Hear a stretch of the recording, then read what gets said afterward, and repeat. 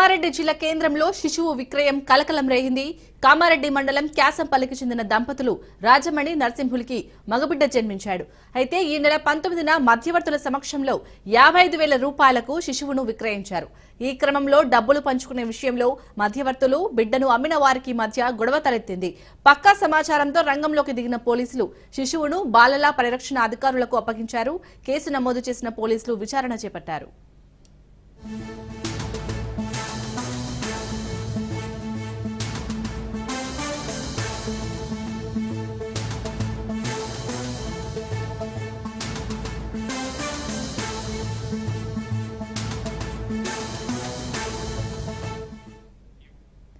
కామారెడ్డి జిల్లా కేంద్రంలో శిశువు విక్రయం కలకలం రేగింది.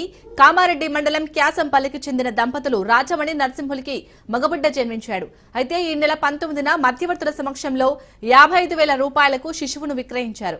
ఈ క్రమంలో డబ్బులు పంచుకునే విషయంలో మధ్యవర్తులు బిడ్డను అమ్మిన వారికి మధ్య గొడవ తలెత్తింది. పక్కా సమాచారంతో రంగంలోకి దిగిన పోలీసులు శిశువును బాలల పరిరక్షణ అధికారులకు అప్పగించారు. కేసు నమోదు చేసిన పోలీసులు విచారణ చేపట్టారు.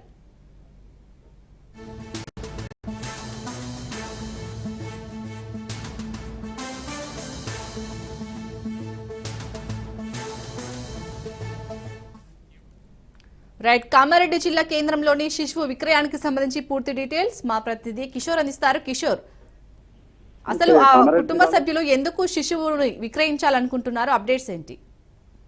ప్రధానంగా చూసుకున్నట్లయితే ఇద్దరి మధ్య జరిగిన గొడవ అటు ఒక శిశువు విక్రయానికి సంబంధించిన విషయం బయటపడేలా చేసిందనే చెప్పవచ్చు. అయితే కామారెడ్డి జిల్లా కేంద్రానికి సంబంధించి అయితే క్యానంపల్లికి చెందిన పల్లపు రాజమణి నరసింహుల దంపతులు మగబిడ్డ పుట్టగా ఈ నెల 19న మధ్యవర్తుల సమక్షంలో సిరికొండ మండలంలోని నిజామాబాద్ జిల్లా సిరికొండ మండలంలోని ఒక గ్రామానికి చెందిన వారికి 56,000కు బిడ్డని విక్రయించారు. అయితే మధ్యవర్తుల మధ్య ఇద్దరి మధ్య కూడా ఇటు 55,000 ఇప్పటికే బిడ్డను అమ్మడం జరిగింది. అలాగే 55,000 రూపాయలు కూడా ముట్టడం జరిగింది. అయితే మధ్యవర్తులు ఎవరైతే ఉన్నారో వారు కమిషన్ కోసం ఆ తల్లిదండ్రులను వేధిస్తున్నారు. ఈ సమయంలోనే వీక్లీ మార్కెట్ లో మధ్యవర్తులు అలాగే బిడ్డని అమ్మిన ఎవరైతే ఉన్నారో బిడ్డను అమ్మిన తల్లిదండ్రులు వారి మధ్య కమిషన్ విషయంలో గొడవకు దారి తీసింది. గొడవ సమయంలో అదే సమయంలో అక్కడగా వెళ్తున్న ఒక కానిస్టేబుల్ తో పాటు ఒక ఏఎస్ఐ ఇద్దరు కూడా వారిద్దరిని సంధానించే ప్రయత్నం చేశారు. అదే సమయంలో ఎందుకు గొడవ జరుగుతుందనే విషయాన్ని ఆరా తీశారు.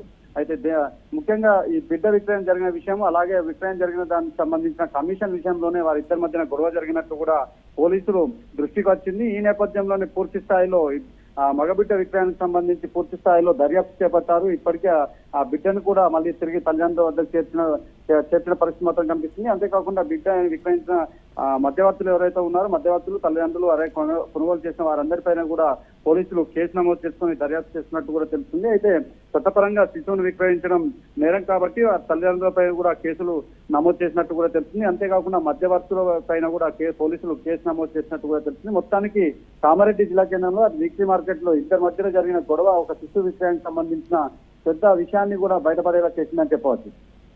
అలాగే కిషోర్, మరి ఇటు శిశువు తల్లిదండ్రులకి కౌన్సిలింగ్ ఇచ్చే ప్రయత్నం చేశారా పోలీసులు? ఇప్పటికే ఆ తల్లిదండ్రులు ఎవరైతే ఉన్నారో పూర్తిగా వారు పేదవారని చెప్పవచ్చు. ఈ నేపథ్యంలోనే బిడ్డను సాకేందుకు కూడా డబ్బులు లేవనే నేపథ్యంతో వారు బిడ్డను అమ్ముకున్నట్టు కూడా తల్లిదండ్రులు చెప్తున్నారు. అయితే ఇప్పటికే అధికారులతో పాటు అటు మాతా శిశు సంరక్షణ సమితికి సంబంధించిన అధికారులతో పాటు పోలీసులు కూడా వారి తల్లిదండ్రులకు కౌన్సిలింగ్ ఇచ్చారు. ఈ నేపథ్యంలోనే కౌన్సిలింగ్ లో వాళ్ళు బిడ్డను సాకేందుకు కూడా వాళ్ళ పెంచేందుకు డబ్బులు లేవు. ఈ నేపథ్యంలోనే మగబిడ్డను అమ్ముకున్నామని కూడా వాళ్ళు పోలీసులకు చెప్పినట్టు కూడా తెలిసింది. అయితే ఈ విషయంపై మరోసారి వారికి పోలీసులు కౌన్సిలింగ్ ఇచ్చారు. అయితే ప్రభుత్వ పరంగా కావచ్చు ప్రభుత్వ పరంగా వచ్చే సౌకర్యాలను కల్పించే విధంగా అటు అధికారులు జిల్లా దృష్టికి తీసుకెళ్లారు. బిడ్డను పెంచేందుకు అన్ని రకాలుగా సదుపాయాలు ఏర్పాటు చేసేందుకు కూడా వాళ్ళు ముందుకు వచ్చినట్టు కూడా తెలుస్తుంది. మొత్తానికి ఒక శిశు విక్రయానికి సంబంధించి జిల్లా కేంద్రంలో కొంత కలకలం రేపిందని చెప్పవచ్చు. Right, thank you Kishore.